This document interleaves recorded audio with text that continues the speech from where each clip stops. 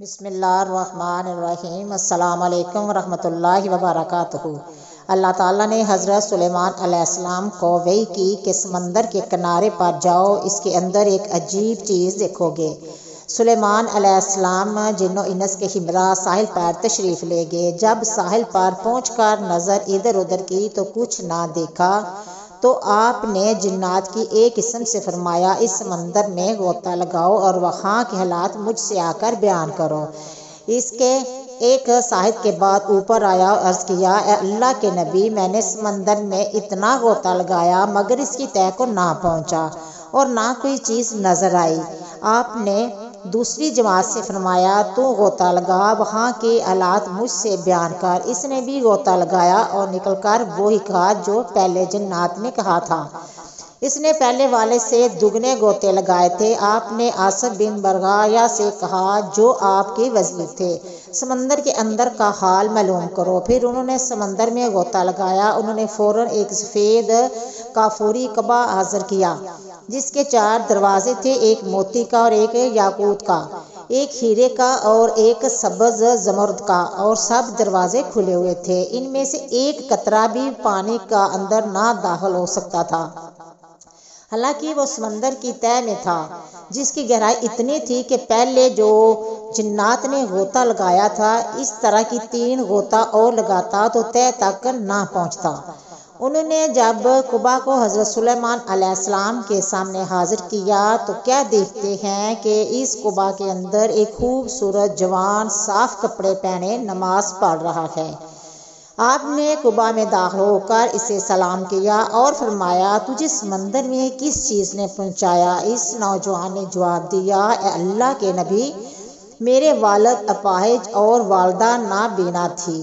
میں نے اس کی 70 برس خدمت کی۔ جب میری والدہ وفات پانے لگی تو انہوں نے دعا کی کہ اے اللہ، میرے بیٹے کی عمر اپنی عبادت اور طاعت میں دراز فرما۔ اور جب والد کی وفات کی نوبت آئی تو انہوں نے یہ دعا کی، اے اللہ، میرے بیٹے سے ایسی جگہ خدمت لے جہاں شیطان کا داخل نہ ہو۔ جب میں انہیں دفنا کر ساحل کی طرف آیا تو یہ کعبہ نظر آیا۔ میں نے اس کی خوبصورتی کو دیکھنے کے لیے اندر داخل ہوا۔ اتنے میں ایک فرشتے نے آ کر مجھے سمندر کی گہرائی میں اتار دیا۔ حضرت سلیمان علیہ السلام نے اس نوجوان سے پوچھا، تم کس زمانے میں ساحل پر آئے تھے؟ اس نے عرض کیا کہ حضرت ابراہیم خلیل اللہ علیہ السلام کے زمانے میں۔ حضرت سلیمان علیہ السلام نے تاریخ دیکھی تو معلوم ہوا کہ اس درمیان میں 2000 سال گزر گئے ہیں، لیکن وہ شخص بالکل جوان تھا اور ایک بال بھی سفید نہ ہوا تھا۔ آپ نے پھر اس نوجوان سے دریافت کیا کہ تم سمندر کے اندر کیا کھاتے پیتے تھے؟ اس نوجوان نے جواب دیا، اے اللہ کے نبی، میرے پاس ایک سبز پرندہ اپنے چونچ میں زرد رنگ کی کوئی چیز جو آدمی کے سر کے بار کے برابر ہوتی ہے لے آتا تھا۔